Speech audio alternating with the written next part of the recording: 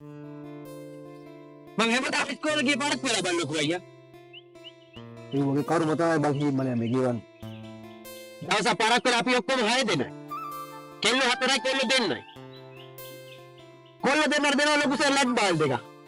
ගිහින් හොදන්න ලැක්කු. කෙල්ල 4 දෙනාම යන පන්තියට. මං ඇද්ද මං එකට අංචියේ. උඹ හිතන්නේ හිම්මලයා උඹ මහ ලොකු වැඩක් කරා කියලා. විභාග ලියන්න ගියාම 180 නෑ කිව්වා. විභාගෙට මාස 6ක් තියෙද්දි අජිත් එක පැනලගේ කාංචනට විභාග ලියන්න දුන්නා. මේ කියන දේ හිම්මලයා උඹ විභාග කරන්න බැරුණේ ලැබ්බාදියක් හින්දා කියලාද? කුරුටියන් කෝටුවෙන් ගුටි කක්ක කල්පාඩම් කරේ විභාග ලියන්න බැල්ලකෝ අයියා. අනේ බහද්දනු කිරින්ද බං හිම්මලයා. උඹ විභාග ලියුවා කියලා කරන්නද?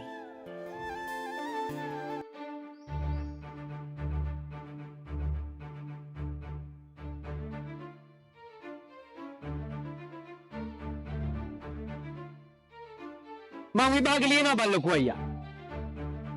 එතකොට ඔය කාට කාටත් තේරෙන්නේ මම මෝඩෙක් නෙමෙයි කියලා.